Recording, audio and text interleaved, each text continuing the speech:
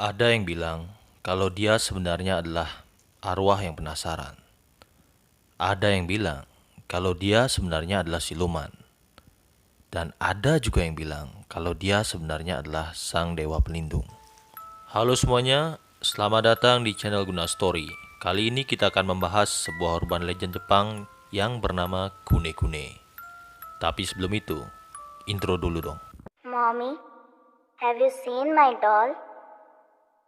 I want my doll, Mommy. Have you seen my doll, Mommy?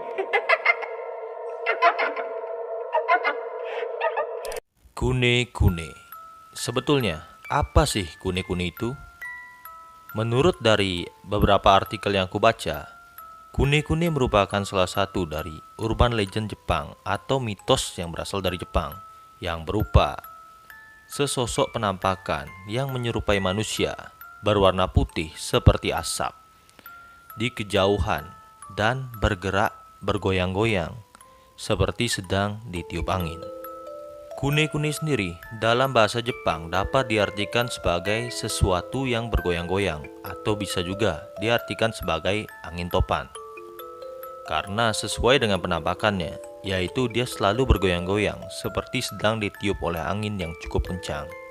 Sebenarnya, mengenai wujudnya tidak ada yang tahu persis seperti apa wujud asli dari Kune Kune tersebut.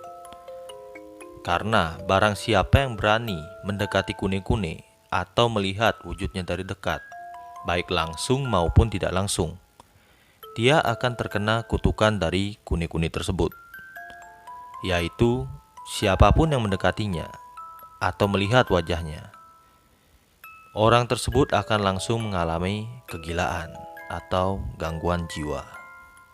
Jadi, menurut mitosnya, jika sekiranya kalian melihat penampakan dari Kune Kune dari kejauhan, terutama di pertanian, pantai, dan juga perkotaan, sebaiknya kalian mengabaikannya saja atau pura-pura tidak melihatnya. Karena Kune Kune bukanlah tipe hantu atau tipe makhluk gaib yang akan mengejar kalian. Jadi kalian akan aman selagi kalian tidak mencoba mendekatinya. Begitulah kata ceritanya. Oke, itulah tadi hal yang aku ketahui soal Kune Kune. Sekarang aku akan cerita tentang cerita yang membahas tentang Kune Kune ini. Ceritanya seperti ini. Di suatu liburan musim panas, ada sepasang kakak beradik yang diajak oleh orang tuanya pergi mengunjungi kakek dan neneknya yang tinggal di pinggiran kota di prefektur Akita. Setelah sampai di sana, mereka berdua pun bermain-main di sekitar desa tersebut sambil berjalan-jalan dan menikmati udara pedesaan yang segar dan juga sejuk. Mereka pun terus berkeliling sampai mereka tiba ke sebuah tempat, di mana tempat itu adalah persawahan yang sangat-sangat luas. Karena waktu itu adalah musim panas dan matahari sedang bersinar terik-teriknya, mereka pun memutuskan untuk kembali ke rumah kakek dan neneknya. Sampai tiba-tiba si kakak berhenti berjalan dan memandang sesuatu di kejauhan. Si adik yang melihat itu tentu bertanya kepada si kakak, apa yang sedang dia lihat? Si kakak pun menunjuk ke arah yang dia lihat dan dia bilang kepada si adik, ada sesuatu yang misterius di sana. Si adik yang penasaran pun melihat ke arah yang dituju oleh si kakak. Dan si adik pun samar-samar melihat sosok yang dilihat oleh kakaknya. Itu merupakan sosok yang berwarna putih di kejauhan. Terlihat seperti manusia, tapi dia bergerak dengan aneh, seperti sebuah asap yang ditiup oleh angin. Padahal waktu itu si adik yakin bahwa tidak ada angin yang sedang bertiup. Si adik pun mulai menebak-nebak kira-kira benda apa itu atau sosok apa itu yang berada di kejauhan. Dia pun bilang kepada kakaknya, "Oh, kak, mungkin itu adalah orang-orangan sawah," kata si adik pada kakak.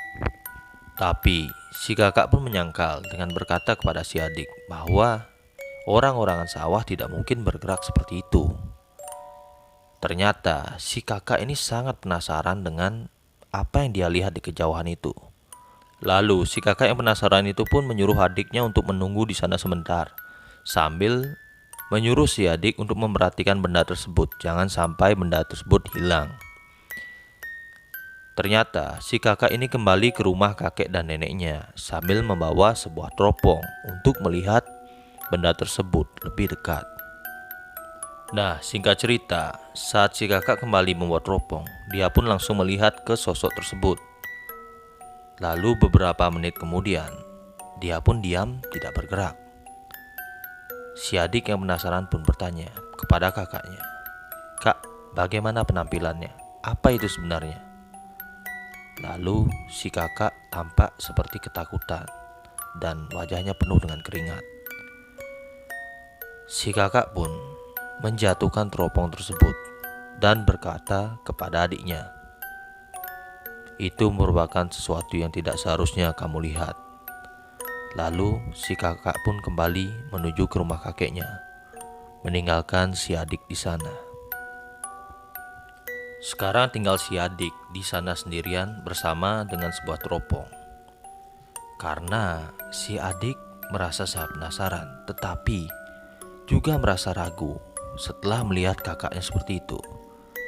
Si adik pun bingung apakah dia harus melihat sosok tersebut atau dia harus pulang saja.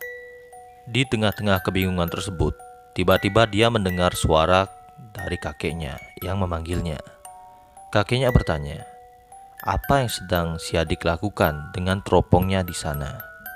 Lalu si adik pun bercerita tentang sosok putih yang dia lihat dan kakaknya lihat lewat teropong tersebut.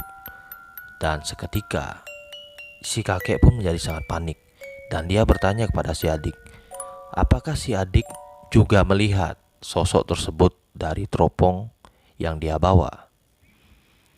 Lalu si adik pun menjawab bahwa dia belum melihatnya. Dan si kakek pun menjadi sangat lega. Dan dia bilang kepada si adik, apapun yang kamu lakukan, jangan melihat makhluk itu dari dekat maupun lewat teropong tersebut.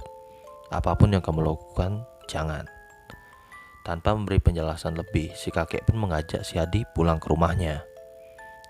Sesampainya mereka di rumah, si adik pun melihat bahwa suasana di rumah saat itu sedang berduka. Karena si kakak setelah pulang dari berjalan-jalan sudah bertingkah seperti orang gila.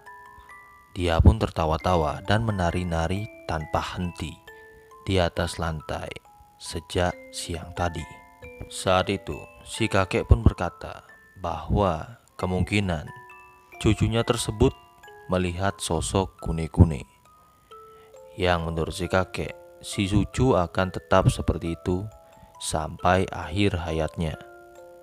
Karena beberapa orang yang pernah melihat kune-kune tidak pernah bisa diselamatkan. Saat itu, si adik pun menyadari bahwa dia akan kehilangan sosok kakaknya yang ia kenal selama ini, selamanya. Oke lah teman-teman, itulah tadi cerita tentang kune-kune. Sebenarnya cerita dari kune-kune ini ada sangat banyak. Cuma plotnya sangat mirip-mirip, yaitu seorang kakak beradik yang pergi ke suatu tempat yang kemungkinan itu di pinggiran kota atau di kota itu sendiri. Dan si kakak akan melihat kune-kune yang membuat si kakak menjadi gila seperti itu. Jadi aku ambil salah satu saja ceritanya yang intinya sama saja. Oh ya teman-teman, selain itu kune-kune ini juga di beberapa cerita tidak selalu berwarna putih. Ada yang menggambarkan kune-kune ini merupakan sesosok bayangan hitam yang menyerupai manusia yang muncul di perkotaan. Jadi tidak mesti berwarna putih teman-teman. Dan juga bentuknya pun kadang-kadang digambarkan beragam, tapi entahlah yang mana yang benar. Ya oke teman-teman, itu saja dan terima kasih sudah menonton. Sampai jumpa di video selanjutnya dan terima kasih.